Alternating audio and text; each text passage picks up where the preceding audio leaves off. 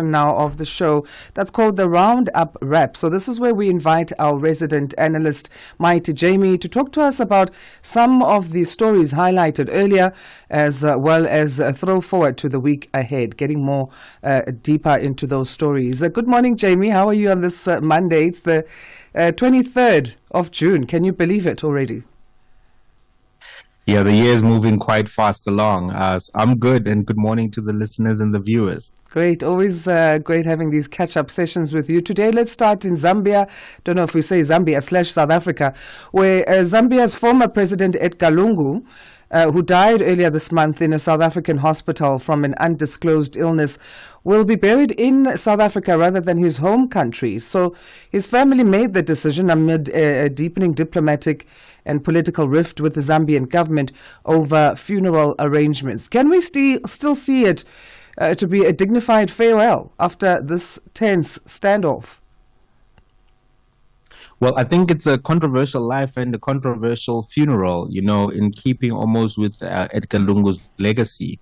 Because if you recall, when he was president, one of the big issues that arose was his treatment of Hichilema. Musi Maimane, in fact, actually almost got arrested at the airport when he was trying to go and protest and visit Hichilema when Hichilema was arrested. So Lungu presided in a notorious and controversial fashion, and now he has gone to his final resting place in a controversial fashion. So I think the legacy of this particular funeral will be such that it is in keeping with how he lived. And we saw on Thursday, the Zambian president Hichilema said that, a former president belongs to the nation of Zambia and his body should be buried in Zambia with full honors and not in any other nation. And many people were of the view that that should have been the case and not the South African burial decision. And I think when you look at the ground in Zambia, the sentiment was predominantly that people would have wanted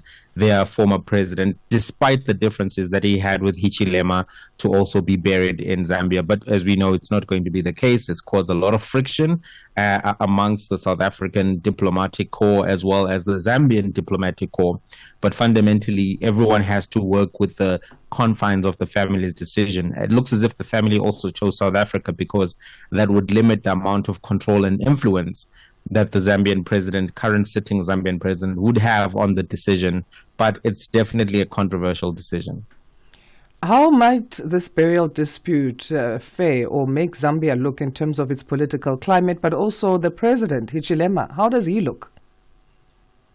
Well, I think Hichilema didn't come out of this looking worse for wear, if you will, because he took the principal position. It's the same principal position that Lungu himself took when he was burying other presidents, that no, you can't say because you don't like the president, you're not going to be buried at the presidential resting place. That has to be a tradition that is honored. You have to be buried within the country where all the other presidents lie.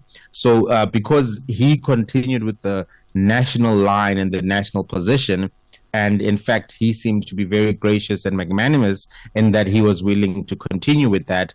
I think he comes out looking good. The PF party, the opposition party within Zambia, because they supported Edgar Lungu's position, because they were actually blaming Hichilema for the death of Edgar Lungu. I think with the people of Zambia right now, they may have come off a little bit on the wrong side of this particular issue, and it may affect them electorally. They don't have their leader. They've taken this position, which was not really in keeping with African customs, in keeping with African norms. And, in traditional societies and, as much as we are modern within the African context, there's a lot of traditions that we still value, and burial traditions are one of them. And I think because of the way everything played out, Hichilema, I don't think came out looking bad, but I do think that the Lungu family, the PF party, did come out looking bad to the Zambian public, because everyone remembers that Lungu insisted on burying other presidents at the Zambian burial site. Can anyone blame the family at this stage if you say they look bad to the Zambian community? Well, look, it's difficult because you have to honor the wishes of the person who passed away. So at a family level, they honored the interest of their father, their grandfather, their husbands. You can't necessarily blame them at the family level, but this is not a family issue exclusively. It's an issue which also concerns a sitting former president. And to be quite honest, he was not the most ethical dude. But as a family, maybe you overlook that. He was arresting people. Hichilema spent time in jail. Hichilema was campaigning for president for, I think, 20 years. And most of that time, the person who gave him the most grief was Edgar Lungu. And in fact, he seemed to have been resentful that finally Hichilema was able to win. So it's at the family level, I understand the logic, because why would you want your enemy to have this final, win over you, and you don't want him to have the satisfaction of having buried you? But at the national level, at the customary and cultural level, I think that the Lungu family went the wrong direction with this. Let's move to Tunisia now, where a court in Tunis has sentenced former President Monsef Marzouki, his ex-advisor Imed Daimi, and lawyer Abderrazak Kilani to 22 years in prison in absentia on undisclosed terrorism-related charges. So 2 others also received the same sentence. What do we know about this? The terrorism-related charges are undisclosed. Yeah, so what we know, for instance, is that democracy has been declining. There's been what is known as a democratic backsliding within Tunisia, particularly since the emergence of the current president, Said. And since 2019, we've seen a variety of things happen that have been inconsistent with democratic principles. And, in 2021, we saw the freezing and the seizure of parliament, the reformulation of the constitution in 2022 to basically give the Tunisian president more powers, more authority.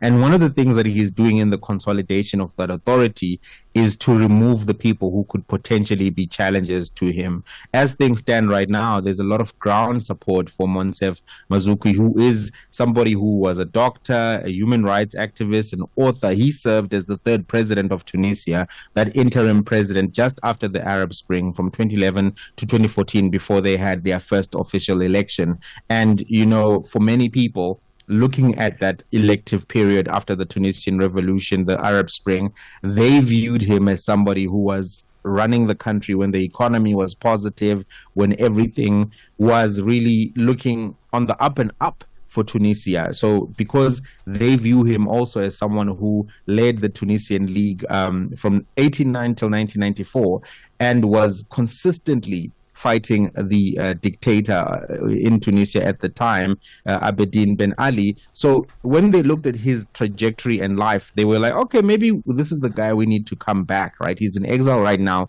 Others are in exile as well. So looking at that life, they were like, okay, this is somebody who we think could come back and rule the country more effectively if there were to be another election. And that is viewed as a threat by the current president. Poverty levels have increased in Tunisia from 26% in 2012 to 40% in 2024. The inflation rate right now is at 7.2%, and previously, if you look at the time of the Arab Spring, it was at 3.5%. So Kais Saied right now has really been persecuting a lot of people who are within the frame of opposition, community leaders, journalists. Even the fact that these hearings were held in an absentia, this is against the principles of law. You have a right to a fair hearing. You have a right to be able to, in public, be able to respond to accusations made against you,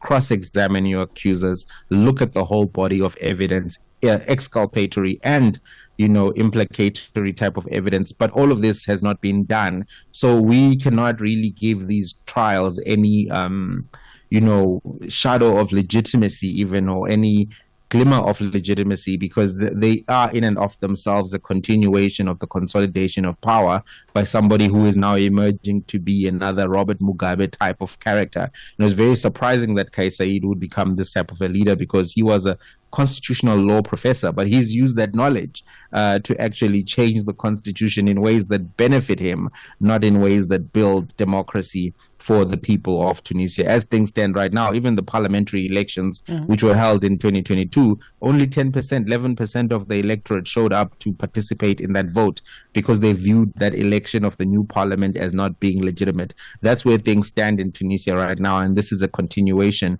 of that democratic backsliding, so to speak. And is such a tragedy because, as we all know, the Arab Spring initiated out of Tunisia. Somebody immolated themselves, burnt themselves to death, fighting for better civil rights and progress. But unfortunately, that has not been the case. And we stand now at a point where the first transitional leader post the Arab Spring is now being charged in absentia for things that he has not been able to respond to, and things that look like an extension and a continuation merely of a power grab by the sitting president.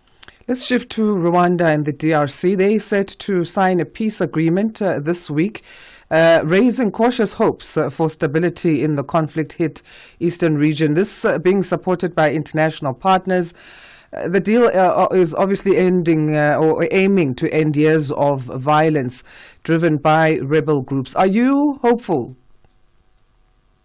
Well, you know what? I've been very surprised by this particular development because it's something that has happened under the Trump administration.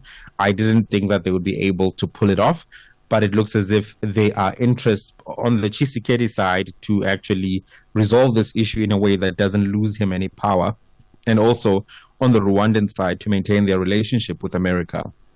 So if you look at Tshisekedi, he has been unable to deal with the M23 situation using the DRC forces, the FADRC. And as a result of that, he has been looking for somebody who can help him really mitigate and stop the threat that is posed by Paul Kagame on the Rwandan side, who has been supplying the M23 rebels with artillery, who has also been saying that he's doing so because of the treatment of Tutsis in the DRC. So what Tshisekedi has done is to make a deal with the Americans that they're going to get them to be in the country mining. America is right now not a real big entity in the mining space in DRC. You've got Glencore, you've got China, you've even got some South African companies which are doing very well in the mining sector in DRC, but America has been absent. So Tshisekedi made a deal with the Trump administration that he'll get them in on the game, rare earth minerals, cobalt, you name it, offered it. And as a result of the relationship that the Americans have with Rwanda, then I think they were able to put pressure on Rwanda because Rwanda does rely on a lot of American support as well. So even though there has been conflict going on for decades, even though many have tried, it looks as if this is finally going to be the day that the deal comes into fruition. And this draft agreement, which is meant to be signed this week on the 27th, contains provisions on issues relating to the disarmament, the integration of these non-state armed groups. We're talking about the M23, return of refugees and internally displaced people from various refugee camps in Uganda as well as in Rwanda itself. So it looks as if Paul Kagame is somebody who wasn't necessarily going to agree to terms if they had been requested by other people. But because the Americans made the request, that seems to have been very progressive and successful. In fact, it's very surprising. The U.S. Senior Advisor for Africa, Masad Bolos, I think is how you say his name, he's been very effective in dealing with these issues. His son is married to Trump's daughter, Tiffany, and he seems to have a strong relationship within the Trump administration. If you remember when Cyril Ramaphosa was in the White House, they actually introduced Ramaphosa to him, talking about how the great things were happening in Africa. And it looks as if he has been more successful than perhaps many African diplomats would have anticipated. Well, it remains to be seen in terms of the challenges that may arise and how they try and mitigate against those, because they obviously will be challenges. This has been ongoing. But we'll leave it on that point for this Monday. Mighty, thanking you for your time, and I'm hoping that you have a great week ahead. My pleasure. Good week to you and to all the listeners and viewers. Thank you so much. Mighti Jamie, our resident analyst, giving us a roundup wrap in terms of stories that have been making headlines in and around the continent, and an overview of the week. 30 minutes past 6 Central African time. Let's say good morning.